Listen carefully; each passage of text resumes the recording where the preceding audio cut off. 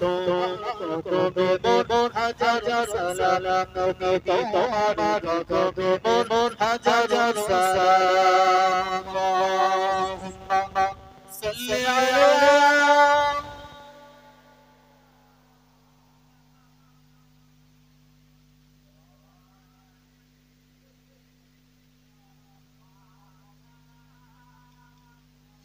আবু বকর আমার সবাই তোমার দিবানা সবাই তোমার দিবানা বুকে বরবাদ পেলে নবীজি বলে না নবীজি বলে না তোর কাছে ছিল নবীরা তোর কাছে ছিল নবীরা নবী তোমার কবে মন হাজার সালাম নবী তোমার কবে মন হাজার সালাম আখিরি রাসূল তুমি নবিয়্যিরা আখিরি রাসূল তুমি নবিয়্যিরা নবী তোমার কবে মন হাজার সালাম নবী তোমার কবে মন হাজার সালাম আল্লাহুম্মা সাল্লি আলা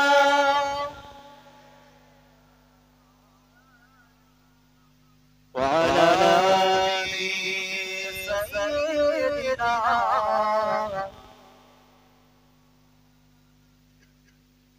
أما بعد فأعوذ بالله من الشيطان الرجيم بسم الله الرحمن الرحيم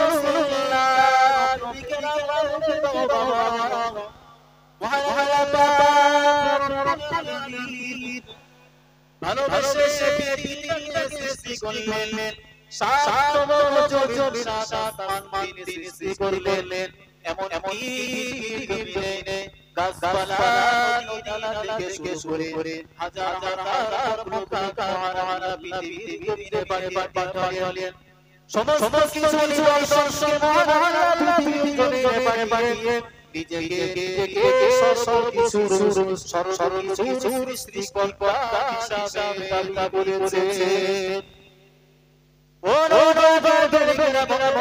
বাবা সমস্ত কিছু সৃষ্টিকর্তা মালিক হিসাবে এসেছেন এবং আমার নবী আমার নবীকে দুনিয়ার ব্যাপারে সমগ্র জগতের জন্য বাদশা হিসাবে কবুল করে আল্লাহ রাব্বুল আলামিন জমিনটাকে বানালেন আসমান বানালেন নদী নালা সবকিছু সৃষ্টি করলেন আমাদের মানব সম্প্রদায়কে তিনি পাঠালেন এত কিছু পাঠিয়ে মহান আল্লাহ নিজেকে সৃষ্টিকর্তা হিসাবে দাবি করেছেন তিনি সৃষ্টিকর্তা সৃষ্টিকর্তা তিনি স্রষ্টা কিন্তু মহান আল্লাহ বললেন আমি তো সেজেছি পৃথিবীর সৃষ্টিকর্তা মানুষের সৃষ্টিকর্তা সমস্ত কিছুর সৃষ্টিকর্তা কিন্তু তোমরা মনে রেখে দাও আমার হাবিব আমার বস্তুকে তোমাদের কাছে পাঠিয়ে সমগ্র জগতের জন্য রহমত হিসাবে কবুল করে নিলাম মহান আল্লাহর নবী মুহাম্মদ রাসূলুল্লাহ সাল্লাল্লাহু আলাইহি ওয়াসাল্লাম তিনি সমগ্র জগতের জন্য রহমত কেমন সমগ্র জগতের রহমত তিনি রূহের জগতে আমরা পড়তে গিয়েছিলাম শুধু আমরা ছিলাম নয় আমাদের নবী মুহাম্মদ রাসূলুল্লাহ সাল্লাল্লাহু আলাইহি ওয়াসাল্লাম তিনি রূহের জগতে ছিলেন সমগ্র সৃষ্টি জগৎ একদিন আমরা সকলেই রূহের জগতে ছিলাম আবার আমরা সকলেই যারা বিদেশে এসেছি এই পার্থিব জগতের জন্য আমার আর নবীর রহমত শুধু এখানেই শেষ নয় কবরের জমিনে পরকালের দিনে পরকালের জন্য আমার আর নবীকে মহান আল্লাহ রহমত করে বাঁচিয়েছে ও নবী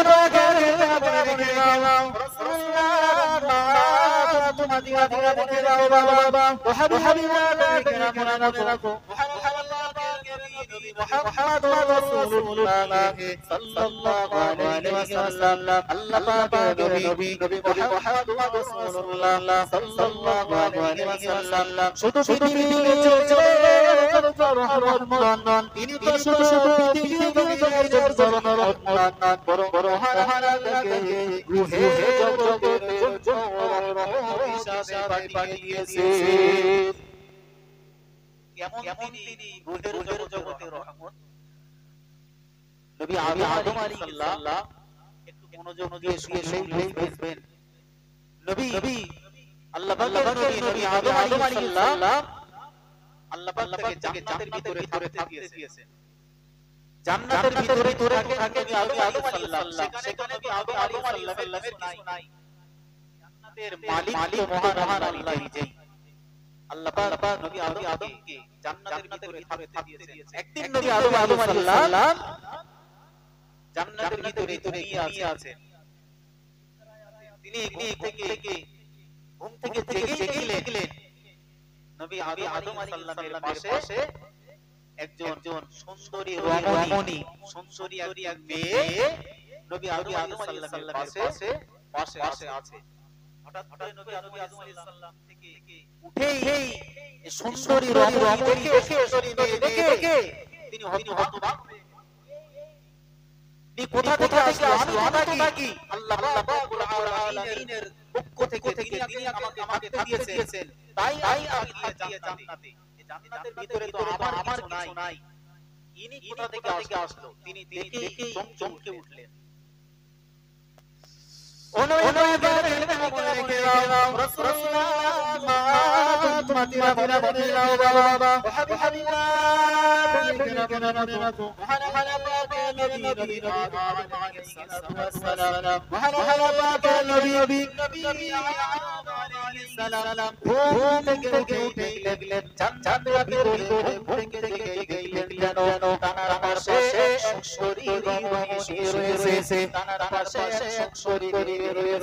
নবী আদম আলাইহিস সালাম এই ঘটনা দেখে হতবাক হয়ে গেলেন তিনি বলতে লাগলেন আমি তো থাকি আর দয়ায় যাতে আমি থাকি এই জান্নাতের ভিতরে আমি আমার তো কিছুই নাই তিনি সংসারী রমণী দেখে সংসারী রমণীকে হাত বাড়ালেন এমন সময় সংসারী রমণী নবী আদম আলাইহিস সালামকে ডেকে বললেন ও নবী আপনি আমার দিকে হাত বাড়ানোর আগে আমার দিকে হাত দেওয়ার আগে আপনি আমাদের দেহটা পরিশোধ করে দেন আপনি তো আমার দিকে হাত বাড়াচ্ছেন আমার মোহরটা আপনি আগে পরিশোধ করুন আমার মোহরানাটা আগে আমাকে দিন আপনি এদিন থেকে মহান তারপরে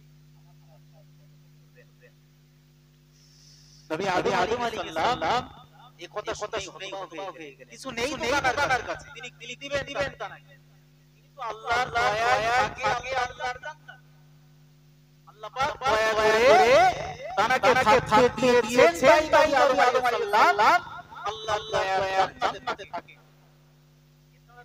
এছাড়া তো জান্নাতে নবী আদম আলাইহিস সালামের শোনাই তাহলে ওই সুন্দরী রমণীকে কি দিয়ে মোহরানা আদায় করবেন মহান আল্লাহ পাকুল আলামিন মহান আল্লাহ পাকুল আলামিন নবী আদম আলাইহিস সালাম ডেকে বললেন ওগো নবী আদম আলাইহিস সালাম আপনি হতবাক হবেন না আপনি হতবাক হয়ে যাবেন না আপনি মনে রাখবেন ওগো নবী আলাইহিস সালাম আমার নবী আমার হাবিব মুহাম্মদুর রাসূলুল্লাহ সাল্লাল্লাহু আলাইহি ওয়াসাল্লাম আমার প্যারা রাসূল আমার প্যারা হাবিব আমার নবী মুহাম্মদুর রাসূলুল্লাহ সাল্লাল্লাহু আলাইহি ওয়াসাল্লাম আমার উপরে আপনি 20 বার দরুদ পড়ে নিন আমার নবীর উপরে আপনি 20 বার দরুদ পড়ে নিন এই 20 বার দরুদ শরীফটাকে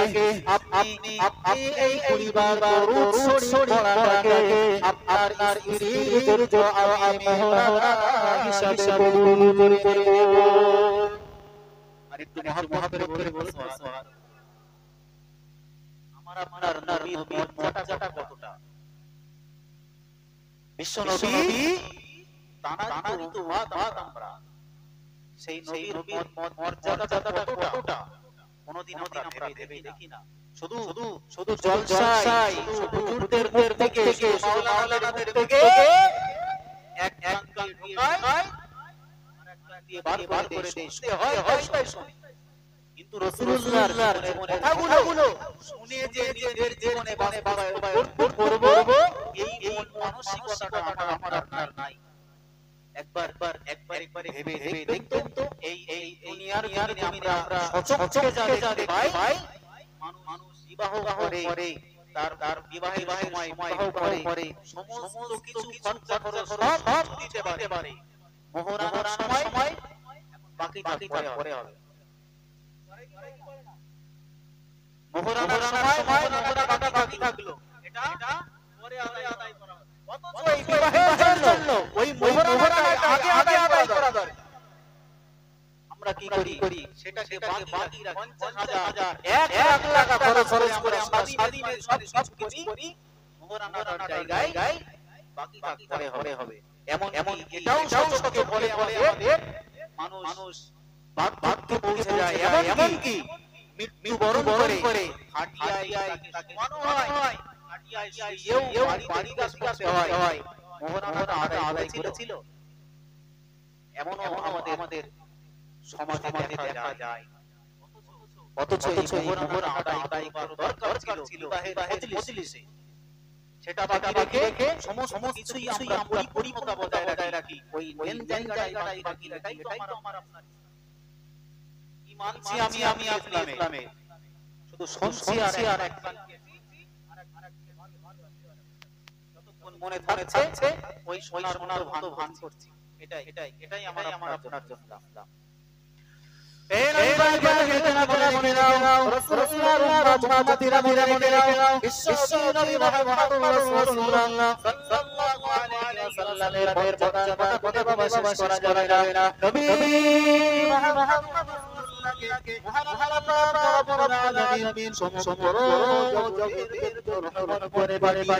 আমি তো আপনাকে শোনালাম শুধু রুহের জগতের কথা, রুহের জগতে আদম আলাইহিস সালামের বিশ্ব রহমত ছিলেন, রুহের জগতে নবী আদম আলাইহিস সালামের জন্য নয়, শুধু সমগ্র রুহের মহান আল্লাহ পাকের নবী, মহান আল্লাহ পাকের নবী মুহাম্মদ রাসূলুল্লাহ সাল্লাল্লাহু আলাইহি ওয়াসাল্লাম রুহের জগতে নয়, এই দুনিয়ার জগতেও আল্লাহ পাক বলছেন আমি এই পার্থিব জীবন অর্থাৎ দুনিয়ার জগতের জন্য আমি আমার নবীকে রহমত করে পাঠিয়ে দিলাম। কেমন রহমত? বিশ্ব নবী দুনিয়ার জমিনে বলে দাওয়াত দিয়ে গেছেন, বলে দাওয়াত দিয়ে গেছেন কার জমিনে? রাসূলুল্লাহ বলেছেন লা ইলাহা ইল্লাল্লাহ মুহাম্মাদুর রাসূলুল্লাহ সাল্লাল্লাহু আলাইহি ওয়াসাল্লাম। যদি আপনার বান্দা তার জীবনে এইবার এই কালিমাটি তার জবান দিয়ে বলে এবং অন্তরে বিশ্বাস করে নেয় যে আল্লাহ পাক রব্বুল আলামিন ইনি একক, আর নবী মুহাম্মদ সাল্লাল্লাহু আলাইহি ওয়াসাল্লাম তারই রাসূল, এই কথাটি যদি কোনো বান্দা বলে, সে বান্দাটি মহান আল্লাহ পাক রব্বুল আলামিনের দয়ার জান্নাত নসিবে কবুল হয়ে যাবে। যদি কোনো বান্দা মৃত্যুর আগে তার জীবনে অন্তত একবার কালিমাটি মুখ দিয়ে বলে এবং অন্তরে বিশ্বাস করে এবং সেই মোতাবেক জীবন যাপন করে, আর কিছু লাগবে মনে হয় না। এই কালিমাটি তার জীবনে বাস্তবায়ন করে, কালিমাটি লা ইলাহা ইল্লাল্লাহ আল্লাহ এক, তিনি অদ্বিতীয়। জীবনে যদি বিশ্বাস করে তাহলে আল্লাহকে এক বলবার পরে মানুষটি আর দুর্গা পূজা উৎসবে যেতে পারবে না। যদি সে অন্তরে বিশ্বাস করে আরে এক অদ্বিতীয়, সে কালিমার মণ্ডপে আর হাজির হতে পারবে না। তাহলেই তো হবে ইসলামের পরিপূর্ণতা। আপনি যদি মানতে পারেন এবং অন্তরে বিশ্বাস করে আপনি বিদায় পারেন এ কালেমাটি, তাহলে রাসূল বলছেন আমার জন্য আমাদের জন্য এই দুনিয়ার জমিন থেকে মৃত্যুর পরেই সঙ্গে সঙ্গে কবরটা মহান আল্লাহর দয়ার জান্নাত বানিয়ে দেবেন। সুবহানাল্লাহ। এই নবী বারবার কেরাত মাদিনা রাসূলুল্লাহ কে নাম রাখো ওয়ালা পাক নবী আদম আলাইহিস সালাম ওয়ালা পাক নবী আলাইহিস সালাম জান্নাতের ভিতরে রয়েছেন আল্লাহ পাক রব্বুল আলামিন তাকে জান্নাতের ভিতরে দিয়েছেন নবী আদম আলাইহিস সালাম এবং হাওয়া আলাইহিস সালামকে মহান জান্নাতের ভিতরে দিলেন ওয়ালা নবী আদম আলাইহিস সালাম থেকে বললেন তোমাকে আমি নির্দেশ করছি এই গাছটার আশেপাশে তুমি কখনো আসবে না এই গাছটার পাতা এই গাছটার ফল দূরের কথা এই গাছটার আশেপাশে তুমি কখনো আসবে না নবী আদম আলাইহিস সালাম পাকের দেশে সরকার এক অপরে বলল শয়তানের প্রচনায় শয়তানের পড়ে নবী আদম আলাইহিস সালাম সেই গাছে পাতা ছিঁড়ে দিল এক পর্যায়ে মহান রব্বুল আলামিন নবী আদম আলাইহিস সালামকে জান্নাত থেকে বের করে দিলেন জান্নাত থেকে বার করে দিয়ে জমিনে লাগিয়ে দিলেন। আল্লাহ বললেন নবী আদম আলাইহিস সালাম তোমাকে তো আমি দিয়েছি জান্নাতে, তবে শোনো এই গাছটার আশেপাশেও যেন তুমি কোনো আসবে না। কিন্তু শয়তান ধোঁকা দিয়ে ঠিক এক পর্যায়ে এই গাছ দানা করালো এবং আল্লাহ পাক রব্বুল আলামিন তার উপরে রাগান্বিত হয়ে গিয়ে জান্নাত থেকে তাকে বহিষ্কার করে দিয়ে দুনিয়ার জমিনে ফেলে দিলেন। ওখানে রেখে রাসূলুল্লাহ মাদিনা রেখে দাও ভাড়া পাকের নবী আলাইহিস সালামকে মহান পাক রব্বুল আলামিন তাকে জান্নাত থেকে বহিষ্কার করে দিল জান্নাত থেকে ঢেকে দিল নবী আলাইহিস সালাম জান্নাত থেকে বহিষ্কার হওয়ার পরে দুনিয়ার আমিরে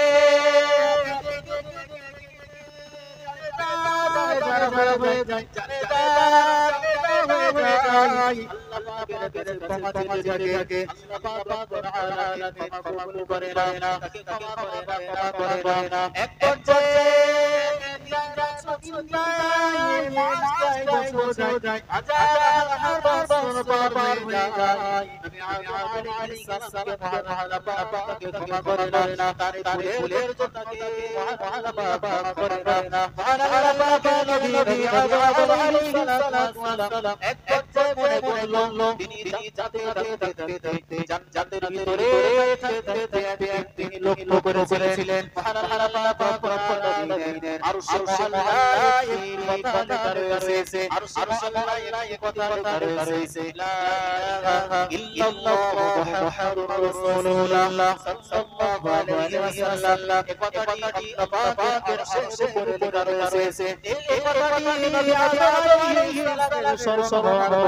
তিনি মনে করলেন আল্লাহ পাকের নামের পাশে নামটি রয়েছে এই নামটি কোনো সহজ নাম নয়। আল্লাহর পাশে আল্লাহ রাব্বুল আলামিনের পাশে যে ব্যক্তির নাম রয়েছে এই ব্যক্তিটা সাধারণ মানুষ হতে পারে না, সাধারণ ব্যক্তি হতে পারে। তিনি সাথে সাথে আমাদের নবী মুহাম্মদ রাসূলুল্লাহ সাল্লাল্লাহু আলাইহি ওয়াসাল্লামের ওসিলা দিয়ে আল্লাহর কাছে চাইলেন। সাথে মহান রব্বুল আলামিন নবী আদম আলাইহিস সালামকে আমার আর নবীর সম্মানে তাকে ক্ষমা করে দিলেন। বলুন সুবহানাল্লাহ। এই নবী পাকের মাদিনা রেখে দাও রাসূলুল্লাহ কে মনে রাখো নবী মুহাম্মদুর রাসূলুল্লাহ সাল্লাল্লাহু আলাইহি ওয়াসাল্লাম আমার নবীর মর্যাদার কথা বলে শেষ করা যাবে না আমার নবীর মর্যাদার কথা বলে শেষ করা যাবে না মহান আল্লাহ পাক রব্বুল আলামিন নবী মুসা আলাইহিস সালাম কে নবী মুসা আলাইহিস সালামের সাথে মহান আল্লাহ পাক রব্বুল আলামিন কথা বলতেন এমন নবী মুসা আলাইহিস সালাম নবী মহান আল্লাহ পাক রব্বুল আলামিন তার সাথে কথা বলতেন নবী মুসা আলাইহিস সালামের সাথে মহান আল্লাহ পাক ডাইরেক্ট কথোপকথন করতেন আসলে পরিবেশ বেশ ঠিক না থাকলে না জলসা ঠিক পরিস্থিতি ভালো হয় পরিবেশ যদি সম্পূর্ণ বজায় থাকে তাহলে কথা বললে বা কথার মধ্যে ঠিক মাধুর্যতা বজায় পায় পরিবেশ যদি ঠিক না থাকে কথা বলে বা কথা বলে বোঝানো কঠিন হয়ে যায় তো যে কথা বলছিলাম একটু সামনে এসে ভালো হয় যে কথা বলছিলাম নবী মুসা আলাইহিস সালামের সাথে মহান আল্লাহ পাক ডাইরেক্ট কথা বলতেন নবী মুসা আলাইহিস সালাম দূর পাহাড়ে আল্লাহর সাথে কথা বলতেন একদিন মহান আল্লাহ পাক রব্বুল আলামিন নবী মুসা আলাইহিস সালাম বলছেন ওগো নবী মুসা আলাইহিস সালাম তুমি তোমার পায়ের টুকু তোমার পায়ের টুকু নিচে খুলে তবে পাহাড়ে ওঠো কেন শোনো এই তুর পাহাড়ে এই পাহাড়ে আমি আল্লাহ আমার সাথে তোমার কথোপকথন হয় অর্থাৎ এই তুর পাহাড় একটি পবিত্র ভূমি তুমি তোমার পায়ের টুকু নিচে খুলে তবে পাহাড়ে ওঠো তার আগে পাহাড়ে উঠো না সচরাচর আমরা কোথাও গেলে কোনো অফিসে বা কোনো ভালো জায়গায় গেলে জুতো পায়ে ভিতরে ঢুকে যায় আর ভিতরে কেউ যদি বলে যে বাইরে জুতো খুলে তারপর আসো একটু মান সম্মানে লাগবে না কোথাও ভালো জায়গায় গেলাম অফিসে ভালো গেলাম ভিতরে পরে চলে গেলাম ভিতর থেকে বলছে জুতো বাইরে খুলে তারপর ভিতরে আসো তাহলে কিন্তু সম্মানে আপনার অবশ্যই একটু লাগবে এমন কথা মহান আল্লাহ পাক নবী মুসাকে বলেছিলেন মুসা আলাইহিস সালাম বলেছিলেন ওগো নবী মুসা তুমি শোনো এই তুর পাহাড়টি পবিত্র ভূমি কেন না তোমার সাথে আমার সাথে ডাইরেক্ট এখানে কথোপকথন হয় অর্থাৎ তুমি জুতো পায়ে এখানে না কারণ এই জায়গাটাই পবিত্র ভূমি আমার নবী মুহাম্মদ রাসূলুল্লাহ সাল্লাল্লাহু আলাইহি ওয়াসাল্লাম কি সম্মান মহান আল্লাহ তাআলাকে দিয়েছিলেন এই নবী পাকের গেরা মনে দাও রাসূলুল্লাহ ফাতিরা মনে দাও বাবা হাবিবাল্লাহ গেরা দাও মহান পাকের নবী মুহাম্মদ রাসূলুল্লাহ সাল্লাল্লাহু আলাইহি ওয়াসাল্লাম নবী মুহাম্মদ রাসূলুল্লাহ সাল্লাল্লাহু আলাইহি ওয়াসাল্লামের কাছে আল্লাহ পাকের পক্ষ থেকে জিবরাইল আলাইহিস সালাতু চলে আসলেন আল্লাহ পাকের পক্ষ থেকে জিবরাইল আলাইহিস সালাম নবী পাকের কাছে এসে বললেন ইয়া রাসূলুল্লাহ আসসালাতু ওয়াসসালামু আলাইকা ইয়া রাসূলুল্লাহ ইয়া হাবিবাল্লাহ হুজুর আপনাকে মহান আল্লাহ দাওয়াত দিয়েছেন আরশের মহান আল্লাহকে দাওয়াত দিয়েছেন আপনাকে আরশের মহান যেতে হবে আল্লাহ পাক তাকে আজকের আরশের মহান আল্লাহ করেছে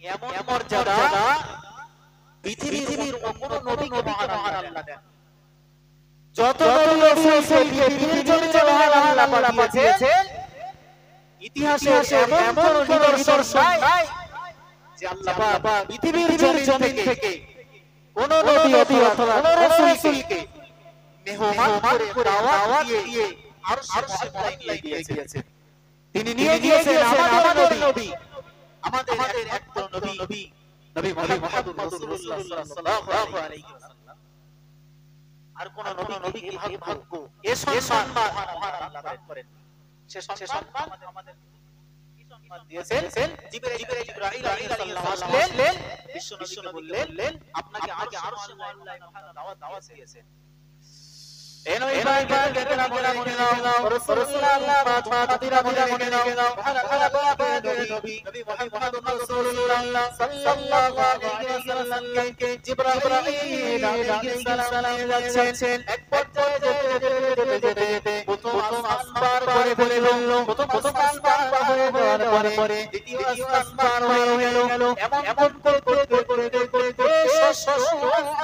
চলে গেল জিবরাইল আলাইহিস সালাম বললেন ইয়া রাসূলুল্লাহ ইয়া হাবিবাল্লাহ হুজুর এখানে থেকে আমাকে সামনে যাওয়ার অনুমতি নাই আপনি এটাকে একা যেতে হবে আপনি এটাকে একা যেতে হবে আমি জিবরাইল আলাইহিস সালাম যদি এখান থেকে যেতে চাই আমি সামনে আগাতে চাই আমার 600 টাকা পড়ে ভিতরে সার হয়ে যাবে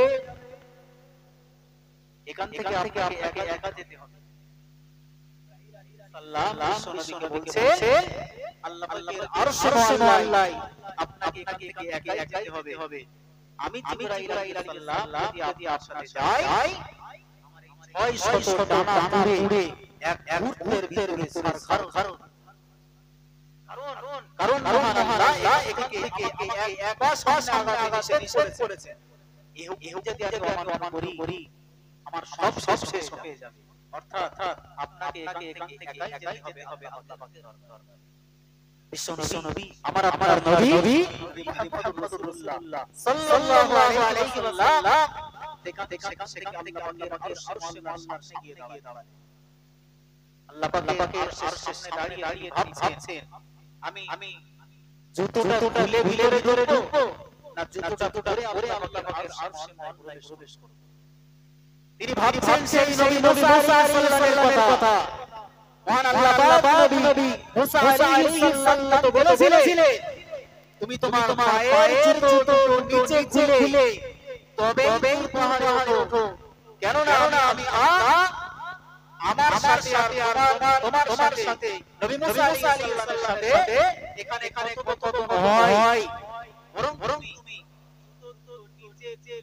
তবে পাহাড়ে ওঠো কারণ এটি পবিত্র ভূমি আর আমার আপনার সেই মুহূর্তে আল্লাহ পাকের আরশের সামনে দাঁড়িয়ে ভাবছেন যদি আল্লাহ পাক রক্ষা করে যদি এখন বলে বসে তুমি তো পড়ে কেন ভিতরে প্রবেশ করেছো এনো ইবাদত মেরা মনে নাও রাসূলুল্লাহ ফাতিমা করে নাও বাবা মহান পাক নবী মুহাম্মদ রাসূলুল্লাহ সাল্লাল্লাহু আলাইহি ওয়াসাল্লাম আরশের সামনে দাঁড়িয়ে জুতো পায়ে দিয়ে ভাবছেন আমি জুতো পায়ে ভিতরে প্রবেশ করব নাকি জুতো খুলে আল্লাহ পাকের আরশের প্রবেশ করব এমন জায়গায় মহান পাক রব্বুল আলামিন মহান পাক রব্বুল আলামিন আমার নবী মুহাম্মদুর রাসূলুল্লাহ সাল্লাল্লাহু আলাইহি ওয়াসাল্লাম ডেকে বললেন ও নবী ও আমার নবী ও বাবা হাবিব আপনি দাঁড়িয়ে কি ভাবছেন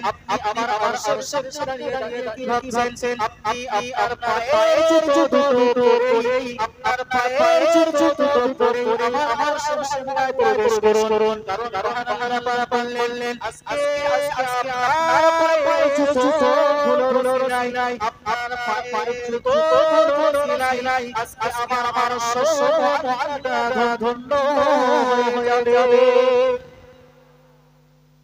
তাহলে সম্মানটা বুঝছেন নবী কোন নবীকে ছোট সম্মানটা কতটা সেটাই বোঝানোর উদ্দেশ্য নবী মুসা আলাইহিস সালামকে ডেকে বললেন আপনি জুতো পাহাড় থেকে খুলে উঠুন আরশ নয় বরং পাহাড়ে নবী মুসা আলাইহিস সালামের সাথে আল্লাহ পাকের কথোপকথন হয় তিনি কথা বলতেন মুসার সাথে সেখানে নবীকে ডেকে বলছেন ওগো নবী মুসা তোমার পায়ের জুতো নিচে চেলে তবে পাহাড়ে ওঠো কারণ এটা পবিত্র ভূমি আর আমার আপনার নবীকে আমার আপনার হাবিবকে আমার আপনার রাসূলকে মহান আল্লাহ ডেকে বলছেন ওগো আমার প্রিয় দোস্ত ওগো আমার প্রিয় হাবিব আপনি আপনার পায়ের জুতো পরে তবেই আমার আরশে প্রবেশ করুন। কারণ শুনে রাখুন আপনার পায়ের জুতোর ধুলার ওসিলায় আমি আল্লাহ আমার আরশে মুআজ্জাজকে ধন্য হই।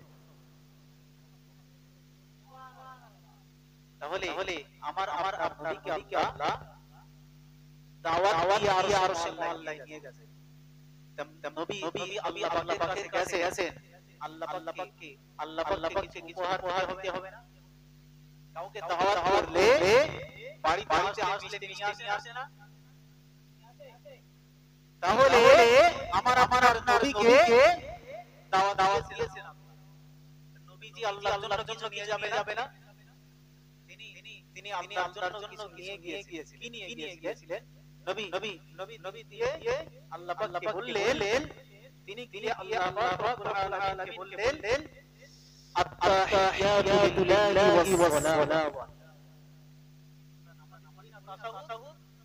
তাসাউদ খোদাগা এই তাসাউদ আমি আপনি সঠিকভাবে পড়তেও পারি না। আমি সঠিকভাবে তাসাউদটা শেষ করতেও পারি না। তাসাউদটা কোথা থেকে আসলো? নবী আল্লাহ পাকের কাছে বলছেন আত-তাহিয়াতু লিল্লাহি ওয়াস-সালাওয়াত আত-তাইয়্যিবাত। নবী বললেন আমার দৈহিক, আমার মানসিক, আমার আত্মিক সমস্ত রকমের ইবাদত বন্দেগী সব আপনার জন্য উৎসর্গ করে দিলাম। আল্লাহ পাক বলছেন আত-তাহিয়াতু লিল্লাহি ওয়াস-সালাওয়াত আত-তাইয়্যিবাত। আল্লাহ পাককে খুশি করবার জন্য, আল্লাহ পাককে উপহার দেওয়ার জন্য আমার দৈহিক, আমার মানসিক, আমার আত্মিক, আমার জীবনের সব কিছু ইবাদত বন্দেগী আমি আপনার জন্য উৎসর্গ করে দিলাম। আল্লাহ পাক রব্বুল আলামিন সাথে সাথেই নবীর খুশি হয়ে গেলেন। এই কথাটি শুনে যে আপনার জীবনের সব ইবাদত দেখি আমার জন্য আপনি উপহার দিচ্ছেন, আমি আল্লাহ পাক রব্বুল আলামিন নবীর উপরে আমার নবীর উপরে সাথে রাজি হয়ে গেলেন, খুশি হয়ে গিয়ে মহান আল্লাহ কি বলছেন? তিনি বলছেন আসসালামু আলাইকা আইয়ুহান নবী ওয়া রাহমাতুল্লাহি ওয়া বারাকাতুহু। আসসালামু আলাইকা আইয়ুহান নবী ওয়া রাহমাতুল্লাহি ওয়া বারাকাতুহু। এটাও আমরা বলি না? মহান আল্লাহ তাআলা খুশি হয়ে গেলেন। তিনি খুশি হয়ে বলছেন আমি তোমাকে দিলাম হে নবী, আপনি আমাকে যেমন উপহার দিয়েছেন, হে নবী আপনি আপনার জীবনের ইবাদত গুলো আমাকে যেমন উপহার দিয়েছেন, আমি আপনার উপরে খুশি হয়ে গেলাম। আমি তোমাকে দিলাম আমার শান্তি, আমার রহমত, আমার বরকত সব তোমার জন্য উৎসর্গ করে দিলাম। আল্লাহ পাক খুশি হয়ে গেলেন, নবীর খুশি হয়ে বলছেন আমার শান্তি। আল্লাহ পাকের শান্তি থাকলে আর কারো দরকার আছে? কোন মানুষের জীবনে যদি তার শান্তি আল্লাহ পাকের পক্ষ থেকে শান্তি বজায় থাকে, এই মানুষের জীবনে পৃথিবীর জমিনে আর কিছু দরকার নাই। তিনি খুশি হয়ে বলছেন আমার জীবনের আমি মহান আল্লাহ খুশি হয়ে গিয়ে আমার শান্তি, আমার রহমত, আমার বরকত সমস্ত কিছুই আপনি নবী আমি আল্লাহ রাব্বুল আলামিন আপনার জন্য উৎসর্গ দিলাম। এ নবী পাকের মনে নাও রাসূলুল্লাহ কে মনে নাও নবী মুহাম্মদ রাসূলুল্লাহ সাল্লাল্লাহু আলাইহি ওয়াসাল্লাম কে মহান ডেকে বললেন ও নবী ও আমার হাবিব, আপনি আমাকে আর উপহার দিয়েছেন। আপনার জীবনের আপনার আত্মিক, আপনার মানসিক, আপনার দৈহিক সমস্ত ইবাদত থেকে আমার জন্য উপহার দিয়েছেন, আমার জন্য উপহার দিয়েছেন। আর আমি আল্লাহ পাক রব্বুল আলামিন আপনার জন্য দেব, আপনার জন্য আপনার জন্য আমার শান্তি, আমার রহমত আর আমার বরকত সমস্ত কিছুই আপনার জন্য উৎসর্গ করে দিলাম। করে রেখে দাও মহান আল্লাহ রব্বুল আলামিন মহান আল্লাহ রব্বুল আলামিনের নবী মুহাম্মদুর রাসূলুল্লাহ সাল্লাল্লাহু আলাইহি ওয়াসাল্লাম সাথে সাথে তিনি বলতে লাগলেন রব্বুল আলামিন আল্লাহ আপনি আমাকে শিখিয়ে দিয়েছেন আপনার রহমত আমাকে দিয়েছেন আপনার বরকত আমাকে উপহার দিয়েছেন আর আমি এই রহমত শুধু আমার জন্য না রেখে আমি আমার সমস্ত উম্মতের জন্য কবুল করিলাম। চাইলে পারতেন আল্লাহ পাকের রহমতটা শুধুমাত্র নিজের জন্য রাখতে। তিনি এমন দয়ালু নবী, তিনি এমন রহমতের নবী, তিনি আমার আর আমি হতভাগা উম্মত এই আমাদের হতভাগা উম্মতের কথাও ভেবে বললেন আপনার শান্তি আপনার রহমত এর রহমতটা আমি একা ভোগ করব না, আমি একা নেব না, বরং আমি নবী মুহাম্মদুর রাসূলুল্লাহ সাল্লাল্লাহু আলাইহি ওয়াসাল্লাম আমার সমস্ত উম্মতের জন্য আমি কবুল করে নিলাম। এ নবী পাকের কেরামতে নাও রাসূলুল্লাহ জাতিরা রেখে দাও বিশ্ব নবী মুহাম্মদুর রাসূলুল্লাহ সাল্লাল্লাহু আলাইহি ওয়াসাল্লাম তাকে আমি প্রথমেই বলেছি তিনি রূহুল জগতের রহমত, তিনি পাক জগতের দুনিয়ার জন্য রহমত। এবার আমি তাকে বলবো কাল কিয়ামতের দিনে হাসরের ময়দানে, কাল কিয়ামতের দিনে হাসরের ময়দানে কোটি দিনে তিনি আমার জন্য আল্লাহ পাক রব্বুল আলামিন আমার নবীকেও সেদিনের রহমত করে পাঠিয়েছেন। পরকালের জন্য রহমত, এই দুনিয়ার জমিনের জন্য আর ওই রূহের জগতের রহমত ছিল এখানে নয়, বরং তিনি এমন নবী, তিনি এমন রহমতের নবী, তিনি পরকালের জন্য রহমত। কেমন রহমতে বুঝবেন কাল কিয়ামতের দিনে হাসরের ময়দানে সমস্ত মানুষেরা আল্লাহ পাক রব্বুল আলামিন গায়কার দিকে আদেশ করবেন। প্রথম সাইফুল করে পৃথিবীর সমস্ত জীবকুল সমস্ত সৃষ্টিকুল এক মুহূর্তের ভিতরে সব কিছু ধ্বংস হয়ে যাবে, শেষ হয়ে যাবে।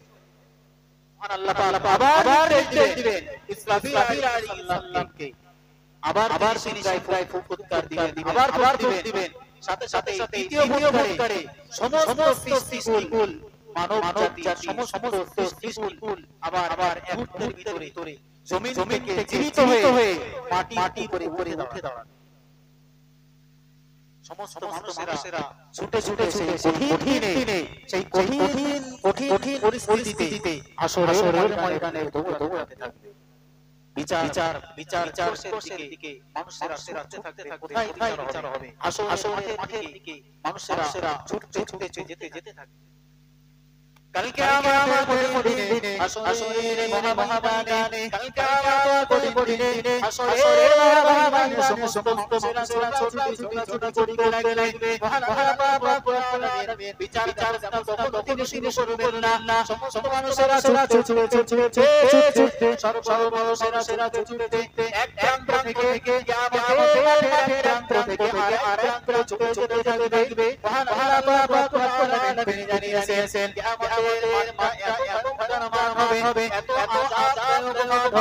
কোন মানুষেরকে এই কিয়ামতের মাঠের আযাব সহ্য করার মতো ক্ষমতা মানুষের নাই। কোন মানুষ এই কঠিনের আযাব সহ্য করতে পারবে না। সূর্যটা এত চলে আসবে, মানুষের সে তো মাথার উপরে চলে আসবে, সূর্যের ওই খর পাবে, সূর্যের ওই খর পাবে, সমস্ত মানুষের মাথার মুখগুলো করে থাকবে।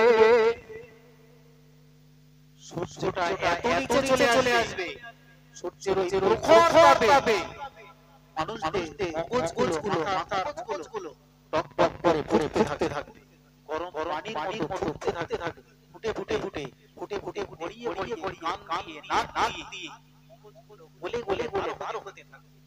এই কঠিন আযাব আমাকে আপনাকেও সহ্য করতে হবে সামনে সামনে অপেক্ষা করছে আমার আপনার জন্য। কি করব আমি এই পরিস্থিতি? সমস্ত মানুষেরা ছুটতে কিয়ামতের এক প্রান্ত থেকে আরেক প্রান্তে যেতে থাকবে। তখন আল্লাহ রাব্বুল আলামিন বিচার ব্যবস্থা শুরু করবেন না। মানুষেরা স্থির হয়ে যাবে, চোনাই ছটছট করতে থাকবে। আর কখন শুরু করবে মহান আল্লাহ পাক বিচার? কিয়ামতের কঠিনে হাসরের ময়দানে সমস্ত মানুষেরা ছুটে নবী আদম আলাইহিস সালামের কাছে চলে যাবে। ও নবী আদম আলাইহিস সালাম, ও নবী আদম আলাইহিস সালাম, পৃথিবীর জমিনে তো আমাদের নবী ছিলেন, পৃথিবীর জমিনে আমাদের পয়গম্বর ছিলেন। ও নবী আদম আলাইহিস সালাম, তুমি একটু আল্লাহর কাছে সুপারিশ করো না, তুমি যাও নাকি আল্লাহর সুপারিশ করো না। তিনি জানো আমাদের কিয়ামতের কঠিনের বিচার ব্যবস্থা শুরু করে দেন। আর সহ্য করতে পারছি না এই আযাব, এই যন্ত্রণা। আপনাকে আমাদের মানুষেরা আর সহ্য করতে পারছি না। মানুষেরা নবী আদম আলাইহিস সালামকে রিকোয়েস্ট করবে, তাকে অনুরোধ করবে। নবী আদম আলাইহিস সালাম কি বলবে জানেন? তিনি তো আল্লাহ পাকের আদম আলাইহিস সালাম, আল্লাহ পাকে মেরে নবী আদম আলাইহিস সালাম বলবে, আমি যেতে পারবো না আল্লাহ পাকের সামনে। আজকের এই কঠিন পরিস্থিতিতে আমি পারবো না আল্লাহ পাকের সামনে গিয়ে কোনো প্রশ্ন করতে, টানাকি কোনো অনুরোধ আমি পারবো না। কারণ তার সামনে আমি দাঁড়াতেই পারবো না। যদি আল্লাহ রাব্বুল আলামিন আমাকে কোনো জিজ্ঞাসা করেন, আর আমি আদম আলাইহিস সালাম যদি তার সঠিক উত্তর না দিতে পারি, অস্বীকার করবেন তিনি তো আমার মতো সাধারণ মানুষ নয়। তিনি তো আল্লাহ পাকের প্রেরিত নবী, তিনি তো পয়গম্বর। আল্লাহ পাক রব্বুল আলামিন পৃথিবীর জমিনে যত নবী রাসূলকে পাঠিয়েছেন, তিনি জানিয়েছেন পৃথিবীর জমিনে যত নবী রাসূলকে পৃথিবীর জমিনে পাঠিয়েছেন, সমস্ত নবী রাসূলগণ সমস্ত নবী রাসূলের জন্য মহান আল্লাহ পাক রব্বুল আলামিন তার দয়ার জাতকে কবুল করে নিয়েছে। সমস্ত নবী রাসূলগণ জান্নাতি, সমস্ত নবী রাসূলরা তারা জান্নাতি মানুষ, জান্নাতি নবী। তাহলে তাদের ভিতরে পাই কেন? কিয়ামতের কঠিনে কোন নবী আল্লাহ পাকের সামনে দাঁড়াতে রাজি হবে? প্রথম পর্যায়ে আদম আলাইহিস সালাম অস্বীকার করবে, না আমি যেতে পারবো না, তোমরা চলে যাও নবী অন্য কোন নবীর কাছে চলে যাও, আমি নবী আদম আলাইহিস সালাম যেতে পারবো না, চলে যাও মুসা আলাইহিস সালামের কাছে চলে যাও। সমস্ত মানুষেরা কাল কিয়ামতের কঠিনে হাসরের ময়দানে সমস্ত মানুষেরা ছুটছে নবী মুসা আলাইহিস সালামের কাছে চলে যাবে। নবী মুসা আলাইহিস সালামের কাছে গিয়ে ডাকবে, ও নবী মুসা আলাইহিস সালাম, তুমি তো পৃথিবীতে আমার নবী ছিলে, তুমি তো পৃথিবীতে আমাদের পয়গম্বর ছিলে। আমরা আর পারছি না, কষ্ট সহ্য করতে পারছি না, এই আযাব আমরা সহ্য করতে পারছি না, তুমি চলে যাও না। ও নবী মুসা আলাইহিস সালাম, তুমি চলে যাও। আল্লাহ পাক গিয়ে অনুরোধ করো, আল্লাহ পাক গিয়ে অনুরোধ করো, আল্লাহ পাক যেন আমাদের এই চাঁদ ব্যবস্থাটা শুরু করে দেন। এক পর্যায়ে দেখা যাবে নবী মুসা আলাইহিস সালাম তিনি অস্বীকার করবেন, তিনি বলবেন, না আমি যেতে পারবো না, আমি কোনো যেতে পারবো না। আমি নবী মুসা আলাইহিস সালাম আমাকে এটাই নিজেই সংসর্গস্থ, আমি আমার পাশের সাথী যেতে পারবো না। তিনি আজকে পাহাড়ের উপর হয়েছেন, তিনি আজকে নিজের নাম কোরআন রেখেছেন। আমি নবী মুসা আলাইহিস সালাম আমি পারবো না যেতে, আমি আল্লাহ পাকের সামনে গিয়ে যেতে পারবো না। বরং চলে যাও নবী আলাইহিস সালামের কাছে চলে যাও। নবী মুসা আলাইহিস সালাম তিনি তো তুর পাহাড় আল্লাহর সাথে কথোপকথন, ডাইরেক্ট আল্লাহর সাথে কথা বলতেন। তাহলে তিনিও তিনিও কাল কিয়ামতের কঠিন দিনে আসরের ময়দানে আল্লাহ পাকের সামনে দাঁড়াবেন না। তিনি অস্বীকার করবেন, হে কিয়ামতের মানুষেরা, আমি পারবো না, আমার দ্বারা সম্ভব নয়, আমার দ্বারা আজকের দিনে আল্লাহ পাকের সামনে দাঁড়ানো সম্ভব নয়। বরং চলে যাও, তোমরা চলে যাও। নবী মুহাম্মদুর রাসূলুল্লাহ সাল্লাল্লাহু আলাইহি ওয়াসাল্লামের কাছে চলে যাও।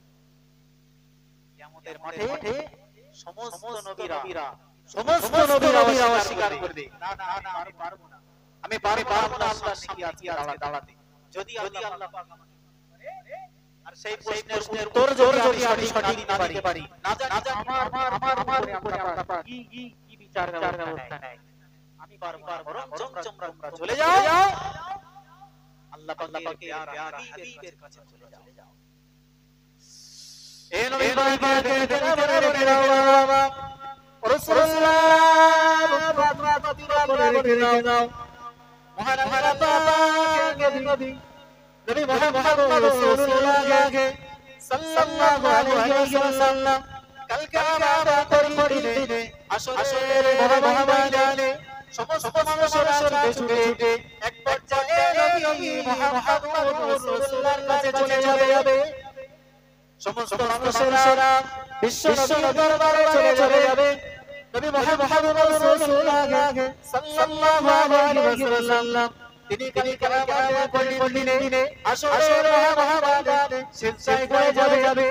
সমস্ত মানুষেরা লক্ষ্য করে দেখবেন আমার নবী সিজদায় পড়ে রয়েছেন। সিজদায় পড়ে তিনি কাঁদতে থাকবেন, তিনি কেঁদে জানাজা হয়ে যাবে, তিনি কেঁদে জানাজা হয়ে যাবে। কিয়ামতের মাঠে আমার নবী নবী মুহাম্মদ রাসূলুল্লাহ সাল্লাল্লাহু আলাইহি ওয়াসাল্লাম আল্লাহ পাকের কাছে চাইতে থাকবেন, আল্লাহ পাকের কাছে অনুরোধ করতে থাকবেন। সিজদায় পড়ে গুলো মাটি দিয়ে ফেলবেন, চোখের পানি ভেঙে ফেলবেন। মহান নবী মুহাম্মদ রাসূলুল্লাহ সাল্লাল্লাহু আলাইহি ওয়াসাল্লাম আল্লাহ পাকের কাছে দোয়া চাইতে থাকবেন। ও রব্বুল আলামিন, আল্লাহ তাআলা আজকের এই দিনে আজকে কোন দিনে আমার হতভাগা আমার আপনার কোন সঠিকভাবে পারবে না, আপনার প্রশ্নের কোন সঠিকভাবে পারবে না। আমার হয়তো জাহান্নামী হয়ে যাবে।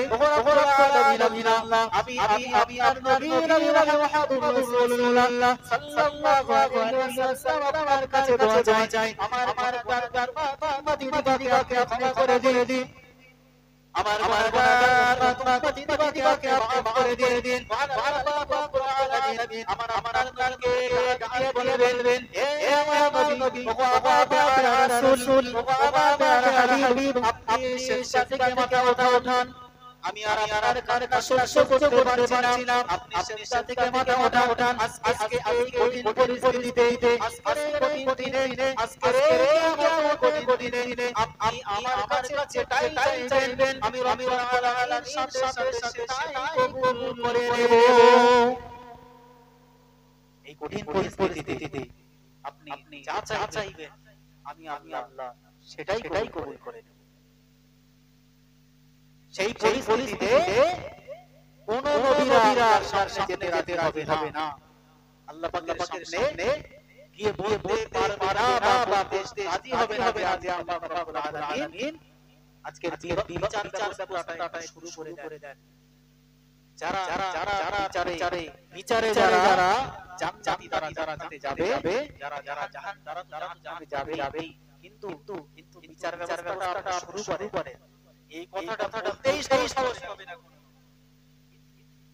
এই পরিস্থিতিতে আমার আপনার জন্য আমার আপনার আমি হতভাগা আমার হতভাগা আমাদের কথা ভেবে সিজদায় গিয়ে কাঁদতে সিজদার মাটিটা ভিজিয়ে ফেলবেন। তিনি সিজদায় গিয়ে বলতে থাকবেন, আমার হতভাগা তারা গুনাহগার, তাদেরকে প্রশ্ন করলে তারা সঠিকভাবে উত্তর দিতে পারবে না, বরং আমার যে উম্মতের ভিতরে বিন্দু পরিমাণ আমার যে উম্মতের ভিতরে বিন্দু পরিমাণ ঈমান রয়েছে, রব্বুল আলামিন এই এক বিন্দু ঈমানের খাতিরে সেই আমার সেই গুনাহগার উম্মতিকে ক্ষমা করে দেন। রয়েছে একটু পরিমাণ ঈমান, তাকে ক্ষমা করে দেন। কালকে আমাদের কঠিন দিনে আসরের মহাময়দানে রব্বুল আলামিন প্রত্যেকটা বান্দাকে পাঁচটি করে প্রশ্ন জিজ্ঞাসা করবেন। প্রত্যেকটা বান্দাকে ডেকে পাঁচ করে প্রশ্ন জিজ্ঞাসা করবেন। প্রিয় নবী মুহাম্মদ রাসূলুল্লাহ সাল্লাল্লাহু আলাইহি ওয়াসাল্লাম তিনি জানিয়েছেন মহান আল্লাহ রব্বুল আলামিন প্রত্যেক বান্দাকে পাঁচ করে প্রশ্ন জিজ্ঞাসা করবেন। যখন বান্দা এই পাঁচ প্রশ্নের উত্তর যখন না দিতে পারবে, কোন বান্দা আল্লাহ পাকের দরবার থেকে একবার সামনে বারবার ছাড়তে পারবে না। কিয়ামতের মাঠে পাঁচ প্রশ্ন আমার আপনার অপেক্ষা করছে। আল্লাহ পাক জিজ্ঞাসা করবেন আমাকে আপনাকে পাঁচটি প্রত্যেক বান্দার জন্য পাঁচটি প্রশ্ন। আপনি দুনিয়ার জমিনে কোটি কোটি টাকার মালিক, আপনি দুনিয়ার জমিনে অনেক ক্ষমতা সম্পন্ন ব্যক্তি, আপনি ভাবছেন আমি মনে হয় মারা যাওয়ার পরে ছাড় পেয়ে যাব, কিন্তু রাসূল বলছেন প্রত্যেকটা বান্দাকে আল্লাহর প্রত্যেকটা বান্দাকে মহান আল্লাহ পাঁচ করে প্রশ্ন জিজ্ঞাসা করবেন। সামনে দাঁড় করিয়ে আল্লাহ পাকের সামনে দাঁড় করিয়ে পাঁচ করে প্রশ্ন প্রত্যেকটা বান্দাকে জিজ্ঞাসা করবেন। যতক্ষণ পর্যন্ত কোন বান্দি এই পাঁচ প্রশ্নের উত্তর সঠিকভাবে না দিতে পারবে, ওই পরিস্থিতিতে কোন বান্দা সামনে আগাতে পারবে না, আবার ছাড়তেও পারবে না। কি হবে আমার আপনার উপায়? পাঁচ প্রশ্নের উত্তর দিতে পারবে সঠিকভাবে। এই মানসিকতা নিয়েই আমাকে আপনাকে দুনিয়ার জমিনে চলতে হবে। শুধু শুনলেই হবে না, বরং শুনবার পরে নিজের জীবনে বাস্তবায়ন করবার চেষ্টা করতে হবে। একটা শুনলে একটাই মানার চেষ্টা করতে হবে। 10 শুনলাম আমার একটাও করলাম না, এমন শোনা মনে হয় লাভ। মহান আল্লাহ পাঁচ জিজ্ঞাসা করবে। কি প্রশ্ন? যদি আমরা যে আল্লাহ সামনে দাঁড় করিয়ে পাঁচ প্রশ্ন জিজ্ঞাসা করবে, এই মনের ভিতরে ভয় হবে না? কি প্রশ্ন জিজ্ঞাসা করবে সেটা পরে হচ্ছে। যদি বলে যে আল্লাহ প্রশ্ন জিজ্ঞাসা করবে, এই প্রশ্নের উত্তর দিতে পারবো তো সামনে দাঁড়িয়ে? কারণ সেদিন তো কোন নবীরা কোন রাসূলরা আল্লাহর সামনে গিয়ে সুপারিশ পর্যন্ত করবে। সেদিন আমাকে আর আপনি এক করে দাঁড় করিয়ে পাঁচ করে প্রশ্ন জিজ্ঞাসা করবে। প্রত্যেককে উত্তর দিতে হবে, দিতেই হবে উত্তর। তাই আপনি ভুলবেন না ঠিক উত্তরের এই প্রশ্নের জবাব আমাকে আপনাকে দিতেই হবে। কি প্রশ্ন সেই পাঁচ? কালকে আমাদের কঠিনে আসরের মহাময়দানে, কালকে আমাদের কঠিনে আসরের মহাময়দানে রব্বুল আলামিন প্রত্যেকটা বান্দাকে পাঁচ করে প্রশ্ন জিজ্ঞাসা করবেন। প্রত্যেকটা বান্দাকে পাঁচ করে প্রশ্ন জিজ্ঞাসা করবেন। মহান আল্লাহ রব্বুল আলামিন এক করে বান্দাকে দাঁড় করিয়ে এই পাঁচ প্রশ্ন জিজ্ঞাসা করবেন। প্রথম প্রশ্ন জিজ্ঞাসা করবেন, ও বান্দা তোমরা শোনো, তুমি বলো তোমাকে পৃথিবীর জমিনে আমি 50 বছর 60 বছর 70 বছর সময় দিয়ে দুনিয়ার জার্নি পাঠিয়েছিলাম। এই সময়টা তুমি দুনিয়ার জমিনে কিভাবে অতিবাহিত করেছো? তোমাকে আমি 50 বছর 60 বছর 70 বছর 80 বছর পর্যন্ত সময় দিয়ে আয়ু দিয়ে দুনিয়ায় পাঠিয়েছিলাম। কি করেছো এই দীর্ঘ সময়টা? যদি জিজ্ঞাসা করে উত্তর দিতে পারবো তো? আপনারা আমার জন্য তো সাধারণভাবে আমার জন্য তো নামাজ ফরজ হয়েছিল অনেক আগেই। অনেক আগেই তো আমার উপরে নামাজটা ফরজ হয়েছিল। এই খরচটা সঠিকভাবে আদায় করছি তো, কতটা আদায় করতে পেরেছি? যা করেছি জীবনে যেগুলো হয়ে গেছে তো গেছে, এখনো আমাদের দ্বারা ভুল হচ্ছে। যদি জিজ্ঞাসা করে এই 80 বছর সময় তোমাকে দিয়েছিলাম, কি করেছি আর জমিনে গিয়ে? এই নয় কেনা মনে রেখে দাও,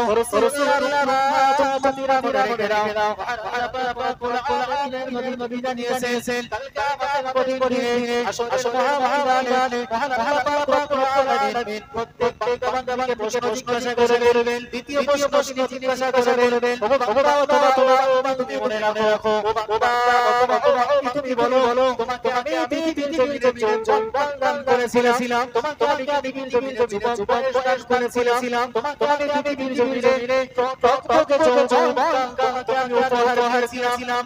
এই মূল্যবান সময়টা, এই মূল্যবান সময়টা তুমি কোন রাস্তায় ব্যয় করেছো? প্রত্যেকটা মানুষের জীবনে যৌবন কাল আসে। যে ব্যক্তিটা 80 বছর বয়সে পৌঁছে গেছে, এই মানুষটার জীবনে এক যৌবন কাল ছিল। যে মানুষটা 50 বছর বয়সে রয়েছে, এই মানুষটার জীবনে এক যৌবন কাল ছিল। যদি জিজ্ঞাসা করে আমরা যৌবন কালে কি করেছিলে? যৌবন কালের বয়সটা তুমি কোন রাস্তায় ব্যয় করেছিলে? আমি পারবো তোমরা দিতে? মসজিদের পাশে আমার বাড়ি, 3 হাত বাড়ি থেকে গেলেই মসজিদ। বারবার আপনাকে আমাকে ডাকছে, হাইয়া আলাস সালাহ।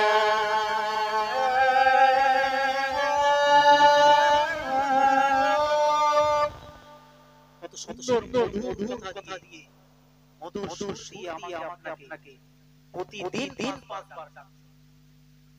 মসজিদ এত আদর করে তোমাকে ডাকছে, আর তুমি যৌবন কালে কি করছো? মসজিদের পাশেই যাচ্ছো, আযানটা এই কান দিয়ে শুনছো, এই কান দিয়ে ছাগলের মতো মসজিদের পাশেই যাচ্ছো, তাই একটু মোড়ে দিকে যাচ্ছো তাস খেলতে, একটু মোড়ের দিকে যাচ্ছো চা খেতে। আপনার এই যৌবন কালের মূল্যবান সময়টা এর জবাব দিতে পারবেন তো? এর জবাব আমি দিতে পারবো তো? যদি জিজ্ঞাসা করে আমরা যৌবন কালে কি করেছিলে, কি বলবো আমি? এই সময়টা আমরা রাস্তায় ব্যয় করেছি। যে মানুষ যৌবন কাল অতিবাহিত করেছে, তার জন্য আফসোস ছাড়া আল্লাহর কাছে ক্ষমা চাওয়া ছাড়া কিছুই নাই। যে ব্যক্তির আজকের দিনে, যে মানুষটা আজকের দিনে যৌবন কালে রয়েছে, যৌবন বয়স নিয়ে পৃথিবীতে চলাফেরা করছে, এই মানুষটার উচিত, এই ব্যক্তিটার উচিত যৌবন কালের সময়টার মূল্য দেওয়া। এই যৌবন কালের সময়টা মূল্য দেওয়াটাই তার আগে উচিত, পরে তার অন্য কাজ হবে। কারণ মহান জানিয়েছেন, মহান আল্লাহ নবী মুহাম্মদ রাসূলুল্লাহ সাল্লাল্লাহু আলাইহি ওয়াসাল্লাম জানিয়েছেন, যদি কোনো 80 বছরের, যদি কোনো 70 বছরের কোনো বান্দা যদি এক নামাজ আদায় করে যত সওয়াব পাবে, ওই বৃদ্ধ বয়সের মানুষটা এক নামাজ আদায় করে যতটা সওয়াব পাবে, একজন বয়সের একজন যৌবনকালের মানুষ যদি, যৌবনকালের ছেলে যদি, যৌবনকালের মেয়ে যদি এক নামাজ সঠিকভাবে আদায় করে, ওই বুড়ো বয়সের মানুষটা থেকে এই যৌবনকালের মানুষটার 70 সওয়াব বেশি পাবে। তাহলে আমাকে অবশ্যই গুরুত্ব দেওয়া দরকার এই যৌবন কালটা। যদি সঠিকভাবে এই বয়সটা পার করে যেতে পারি, তাহলে হয়তোবা সে জবাব দিতে পারবো। কিন্তু যদি হেলায় পার করে দেই এই যৌবন কালটা, তাহলে সেদিন উত্তর আমি দিতে পারবো না, ধরা খেয়ে যাবো আল্লাহর কাছে। তিনি বিচার করবেন আমার আপনার জন্য কেমন, তিনি রাগান্বিত থাকবেন, তিনি সঠিক উত্তর না পেলে আমার আমলনামা বাহাতে দিয়ে দেবে। যদি একবার বান্দাবান্দির আমলনামা বাহাতে এসে যায়, বাম হাতে এসে যায়, আল্লাহ পাক তার কঠিন জাহান্নামে করে দিবে কালকে আমাদের কঠিনে আসরে মহামাদানে কালকে আমাদের কঠিনে আসরে মহামাদানে বিচার শেষ করে বিচার করে কোন বান্দা সেদিন কোন বান্দা সেদিন জান্নাতে পাবে কোন বান্দা সেদিন জান্নাতে পাবে আবার বান্দা সেদিন জান্নাতে পাবে মহান আল্লাহ নবী মুহাম্মদ রাসূলুল্লাহ সাল্লাল্লাহু আলাইহি ওয়াসাল্লাম জানিয়েছেন যেটা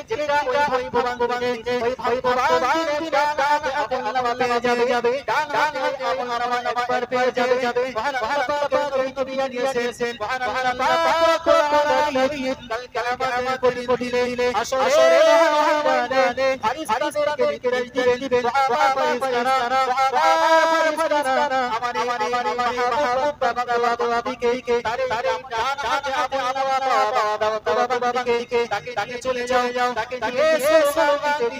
আমার জান্নাতে পৌঁছে দাও ডান হাতে আমল পেয়ে যায় আল্লাহ পাক অবশ্যই আমাকে আপনাকে টানা জান্নাতে ব্যবস্থা করে দিবেন